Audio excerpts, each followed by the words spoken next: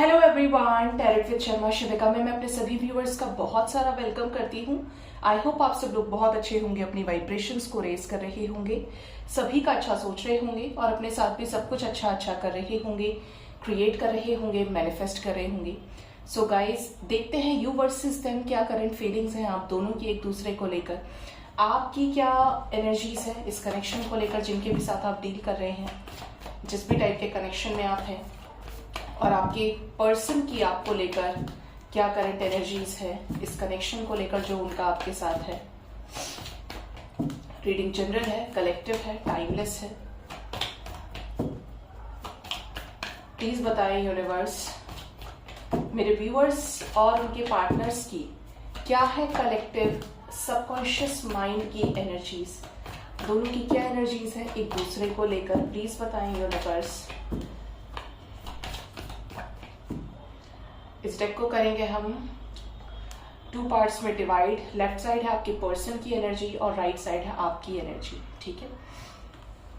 1 bye 1 shuffle करके मैं cards को निकालूंगी।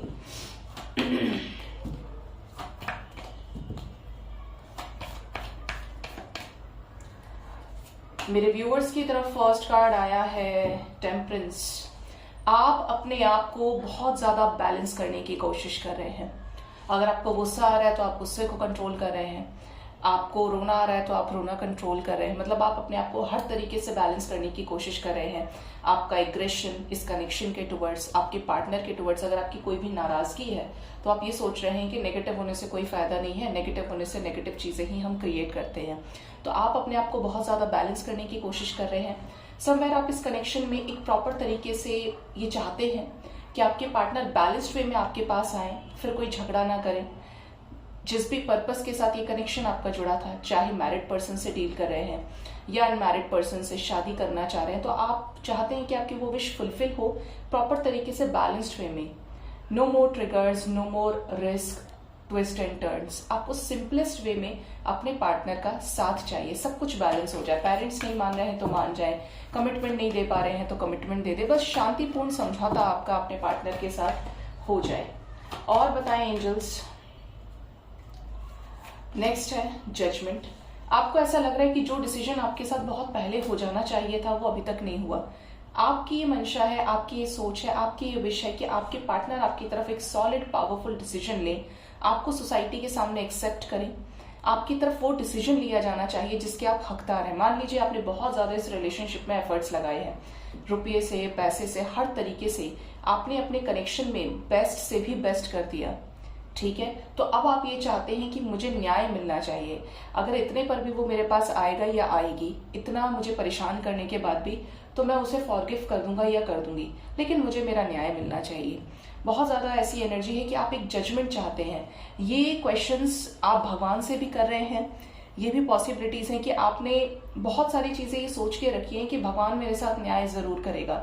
होता ना कि सब कुछ नेगेटिव हुआ आपके साथ, आज तक कुछ भी अच्छा नहीं हुआ, बट फिर भी आपको 1% वो उम्मीद अभी भी है कि चीजें आपके हक में होंगी।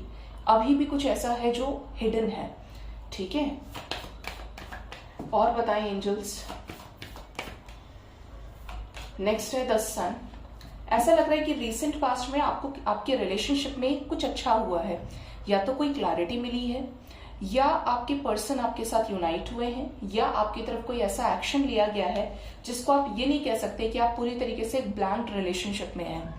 कुछ लोगों को यहाँ पर डेफिनेटली कोई क्लैरिटी मिली है और कुछ लोगों को आने वाले टाइम में मिलने वाली है, क्योंकि एक्शन की एनर्जी है।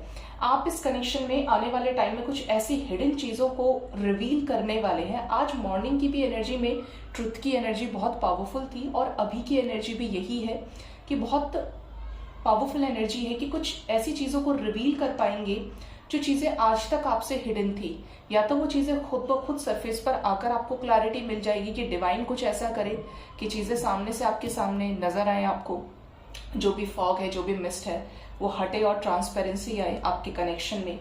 अगर आप लोगों के रिलेशनशिप में कास्ट, कल्चर, सोसाइटी का डिफरेंस रहा है, आपके पार्टनर ने हमेशा आपको अपने से कम आंका है, इनको लगा कि ये हमेशा ही सुपीरियर रहे, इनकी फैमिली बहुत ज्यादा अबंडेंट रही है, तो अब यहाँ पर आपको इससे रिलेटेड कोई क्लैरिटी मिलेगी, एक ऐसी क्लैरिटी जहां पर डार्कनेस हट जाएगी, ठीक है, और गाइड करें angels. Next is the empress. आपके रिलेशनशिप में ऐसा लगता है कि या तो आपकी मदर का इन्वॉल्वमेंट रहा है, या तो आपकी मदर का इन्वॉल्वमेंट इस वे में रहा है कि मैं इसमें, देखिए आपके अपने ऊपर है लेने की एनर्जी। यहाँ पर जो मुझे एनर्जीज मिल रही हैं वो ये कि या तो आपकी मदर ने आपको कुछ एक्स्ट्रा गाइड किया, एक्स्ट्रा एडवाइस किया, जिसकी वजह से चीजें आपके हिसाब से नहीं हो पाई जैसा आप कनेक्शन में चाह रहे थे। मतलब यहाँ पर थर्ड पर्सन कोई फीमेल है, या आपके रिलेशनशिप में आपके पार्टनर के घर में कोई मदर एनर्जी में है, मदरली वाइब्स है किसी की, जिसने, एक होता है ना कि फ्री फंड की एडवाइस देना, ऐसे नहीं ऐसे कर लो, और वो चीज मैनिपुलेशन का रूप ले गई, जिसके चलते आपका कनेक्शन खत्म हो गया। तो आपको ये समवेयर फील होता है यही है वो, इसी की वजह से हुआ था। अगर ये आपके घर से भी है तो भी आप रियलाइज कर रहे हैं कि उस टाइम पर नहीं सुनना चाहिए था। Last is wheel of Fortune. आपको ऐसा लग रहा है कि आपके पार्टनर आपकी तरफ कोई लीप ऑफ फेथ लेकर आगे बढ़े। आपको ऐसा लग रहा है कि आप इस कनेक्शन में अगर वो एक बार आ जाए तो मैं अपना 100% दूंगा या दूंगी, आए तो सही, मैं सब कर दूंगा या कर दूंगी, सब कुछ पहले जैसा हो जाएगा।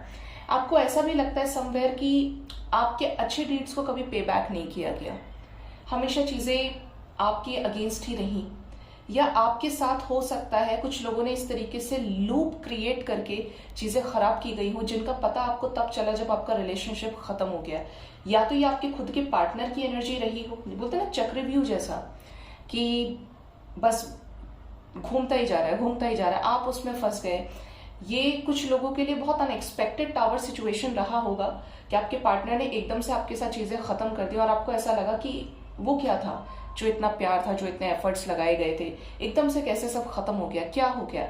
या तो आपके पार्टनर ने ऐसा कोई शादी से रिलेटेड डिसीजन ले लिया, या शादी कर ली, या आपको डिवोर्स देने का मन बना लिया, आपके साथ सडन सेपरेशन हो गया, कुछ बहुत ज्यादा अनएक्सपेक्टेड और सडन हुआ। बट ये जो था आपका पास्ट लाइफ कर्मा था, ठीक है। Bottom of the deck is hermit and death. आप में से ज्यादातर लोग अपने पार्टनर के साथ सेपरेटेड हो सकते हैं, नो कांटेक्ट में हो सकते हैं। आप इस कनेक्शन की तह तक जाने की कोशिश कर रहे हैं, कब हुआ, क्या हुआ, उसने मुझे क्या बोला, मैंने उसको क्या बोला। बहुत ज्यादा डीप ओवर थिंकिंग की एनर्जी है, और साथ ही साथ आप हर चीज को लेकर बहुत ज्यादा विजडम को भी गेन कर रहे हैं।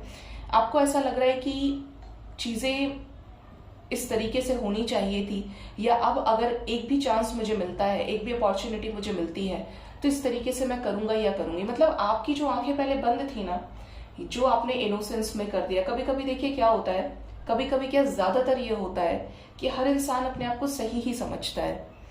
अब सही गलत का तो निर्णय भगवान ही करते हैं, बट हो सकता है कि चीजें दोनों तरफ से खराब हुई हों। अकेले एक ही तरफ से चीजें खराब हो ऐसा कभी संभव नहीं होता। हमारी कहीं ना कहीं कुछ गलती जरूर रही होती है, या तो उस चीज को अग्री करने में, या उस चीज को डिसअग्री करने में, ठीक है।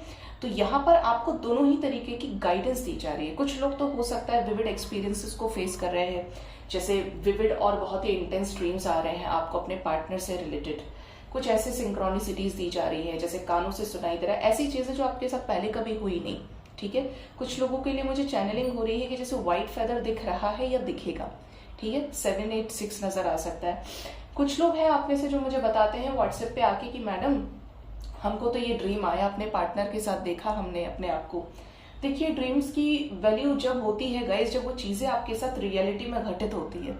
मुझे पहले कभी इन चीजों का होश नहीं था, लेकिन अगर मैं अपनी बात करूं तो चाहे वो सुबह का समय हो जिसे हम ब्रह्म मुहूर्त बोलते हैं, या दोपहर का समय हो, जब सबकॉन्शियस माइंड पूरी तरीके से एक्टिवेट होता है, बिल्कुल होश नहीं रहता नीचे हमें सोते टाइम 3D में, तब ऐसे विविड ड्रीम्स आते हैं, ठीक है।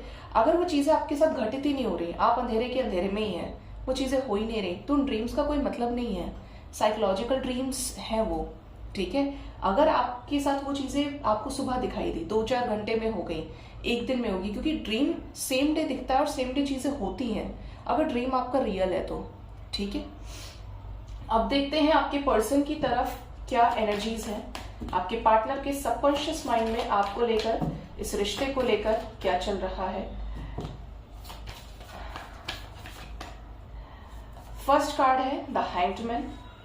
ये किसी सिचुएशन में डेफिनेटली स्टक है, या तो ये कोई थर्ड पार्टी सिचुएशन है, या इन्होंने खुद को ही आपसे दूर जानबूझकर किया हुआ है, और इनको भी ऐसा लग रहा है कि कब तक ऐसी सिचुएशन में रहेंगे, क्योंकि इनकी लाइफ में भी डार्कनेस है। जहां पर आपका जिक्र होता है, जहां पर शादी का जिक्र होता है, जहां पर प्यार का जिक्र होता है, ये पर्सन जीरो हो जाते हैं। ठीक है, ना सुनना, ना समझना, ना देखना, ना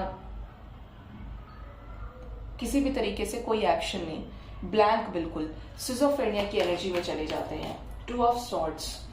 नेक्स्ट इज द वर्ल्ड, क्योंकि अगर ये आना चाहें, अगर ये शादी करना चाहें, यूनाइट होना चाहें, लव रिलेशनशिप में आना चाहें, तो इन्हें आप ही नजर आते हैं, आप इनकी दुनिया है। इनको ऐसा लगता है कि आपके अंदर मल्टीपल क्वालिटीज है। आप देखने में अच्छे हैं, आपके बात करने का स्टाइल अच्छा है, आपकी अंतरात्मा बहुत अच्छी है, आप डिवाइन सोल हैं, आपके अंदर मल्टीपल क्वालिटीज हो सकती है। ठीक है, तो ये आपके साथ कंप्लीशन चाहते हैं, आपके साथ चीजों को ठीक करना चाहते हैं। Next is the emperor, but ऐसा भी लगता है कि इनको किसी चीज का ईगो बहुत है, या तो इस पर्सन के अंदर गुस्सा बहुत है, मतलब किंग ऑफ सॉर्ड्स वाली वाइब्स भी है एम्परर के साथ में। तो ये अपनी चीजों को अपने प्रेफरेंस के हिसाब से करना प्रेफर करते हैं कि मेरे अकॉर्डिंगली ये चीजें होनी चाहिए, तो ये यही सही है, सामने वाला क्या बोल रहा है देखा जाएगा। तो ही और she is the person who always remains in egoistic energies, stubborn हो सकते हैं बचपन से ही। ठीक है, मतलब ये जो कह दें, अगर आपने उस हिसाब से एडजस्ट कर लिया तो आप बहुत अच्छे हैं या अच्छी हैं। तो आपके पार्टनर के अंदर ये जो एटीट्यूड है, या तो ये इनके पोस्ट का है, या तो इन्होंने बहुत मेहनत की है अपने वर्क लाइफ में, अपने फैमिली को एक हायर पोजीशन दी है, असेंशन दिया है। बट आपके पार्टनर डेफिनेटली इस कनेक्शन को लेकर इगोइस्टिक है। कुछ चीजों को ये आपसे बिल्कुल भी ओपन अप नहीं कर पा रहे हैं। जैसे आपके लिए बहुत ज्यादा प्यार है, अब प्यार है लेकिन एम्परर कभी दिखाते नहीं है, एम्परर की तैश अपनी होती है, लेकिन जब भी दिखाएंगे तो हक से दिखाएंगे। इनको ऐसा लगता है कि इनका जो हक है आपके ऊपर वो आप ही इनका ही है, आप किसी और के नहीं हो सकते। अगर ये आपसे दूर है तब भी इनको ये है कि आप इनसे दूर ना हो जाए। अगर आप गए तो मतलब आप अच्छे इंसान नहीं है, आप बेवफा निकले, आपने धोखा दे दिया। मतलब बहुत अजीब सी एनर्जी है, क्योंकि हैंडमैन है ना साथ में, तो जाए भी नहीं और मैं खुद भी नहीं चाहूंगा मुझे छोड़कर भी ना जाए। तो कुछ ऐसी एनर्जी है, बहुत स्ट्रॉन्ग एनर्जी। उधर से एक दूसरे एम्परर झांक रहे हैं मुझे। Next is justice, but somewhere आपके पर्सन को ऐसा लग रहा है कि जैसे इनसे कोई बहुत बड़ी गलती हुई है। अगर आप बहुत सच्चे रहे हैं तो इनको ये चीज फील भी हो रही है कि आपके साथ इस रिलेशनशिप में कभी बैलेंस नहीं हुआ, कभी बैलेंस नहीं किया इन्होंने सिचुएशंस को, आपको समय देना, आपके लिए एफर्ट्स लगाना, हमेशा आपको फॉर ग्रांटेड ले लिया। तो इनको ये चीज का एहसास है, बिलीफ है कि आपके साथ चीजें सही नहीं हुई, और ये सबकॉन्शियस माइंड से गिल्ट की एनर्जी में भी है। देखिए, जो इगोइस्टिक नहीं होता है वो सामने से माफी मांगता है या मांगती है। जो इगोइस्टिक होता है उसे फील तो होता है बट जबान पे कुछ नहीं होता। ऐसे केस में जब वो पर्सन आए तो आप तभी आइडेंटिफाई कर सकते हो उसके हाव भाव से, उसके एक्सप्रेशन से, कि जैसे इसके लिए तो ये भी बहुत है, इतना तो आया ही है, या इतनी तो झुकी है, ऐसी एनर्जी होती है। ठीक है, हठी जिसे हम बोलते हैं ना, हठी स्वभाव। Next is hierophant. अगर आपके पार्टनर किसी थर्ड पार्टी सिचुएशन में है, मीन्स ये किसी और के साथ मैरिड हो चुके हैं, इनकी शादी हो चुकी है, तो ये कहीं ना कहीं आपको ये अपॉलॉजी देना चाहते हैं कि इन्होंने आपके साथ बड़े सारे वादे किए, बड़े सारे प्रोमिसेस किए, तुमसे शादी करूंगा, तुम्हारे साथ फैमिली होगी, लेकिन लास्ट मोमेंट पर इन्होंने आपको लटका दिया इस कनेक्शन में। और अब जब इनसे चीजें ठीक नहीं हो रही है तो ये आपसे अब माफी मांगना चाहते हैं। मतलब इनको अपनी ही नजर में ये शर्मिंदा हो रहे हैं। ठीक है, ये एनर्जी है यहाँ पे। यहाँ पर कुछ लोगों के लिए ये भी एनर्जी है कि अगर आप लोगों के बीच में कोई लीगल सिचुएशन चल रहा है तो आपसे बेहतरीन पार्टनर इनकी लाइफ में कोई नहीं आ सकता। अब इनकी फैमिली चाहे कितना ही इनको फोर्स कर रही हो, इनके फादर इनको कितना ही फोर्स कर रहे हो, लेकिन ही और शी इज द पर्सन जो आपके साथ ही इस कनेक्शन में आगे बढ़ना चाहते हैं। ठीक है, नेक्स्ट इज चैरियट। मैंने बोला आगे बढ़ना चाहते हैं और आगे बढ़ने की ही एनर्जी है, चैरियट की एनर्जी है। आपकी तरफ कोई ऐसा सॉलिड डिसीजन ये ले लेना चाहते हैं जो आप दोनों के बीच के सभी मसलों को सॉर्ट आउट कर दे। Next is the devil. दिमाग में किसी तरीके की नेगेटिविटी, किसी तरीके का कुछ नेगेटिव वाइब्रेशंस हो सकती हैं, या तो ये सेल्फ जनरेटेड है कि खुद से ही दिमाग में राई का पहाड़ बनाया हो, या किसी थर्ड पर्सन ने इनको बहुत ज्यादा मैनिपुलेट किया हो, आपके खिलाफ भड़काया हो। ठीक है, ये एनर्जी है यहाँ पे। किसी तरीके का ब्लैक मैजिक भी यहाँ पर हो सकता है कि आपके पार्टनर के सडन तेवर बदल गए। ठीक है, बट यहाँ पर ऐसी एनर्जी है कि ये फिर भी चाहते हैं आपके साथ यूनाइट होना। आपके कनेक्शन में मुझे ब्लेसिंग्स दिखती है, क्योंकि हाई प्रिस्टेस की एनर्जी है, फूल की एनर्जी है, तो नई शुरुआत तो इस कनेक्शन में होगी।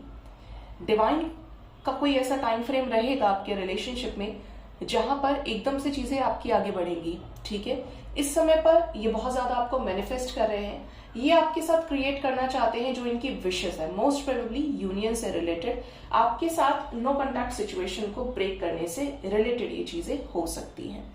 ठीक है, सो गाइज, ये थी यू वर्सेस देम की करंट फीलिंग्स। होप इस रीडिंग से आपको गाइडेंस जरूर मिली होगी। अपना मेरे को जो एंजल नंबर्स चैनल हो रहे हैं वो भी मैं आपको बता देती हूँ। 1111, 1122, 1717, 911, 786, 6666।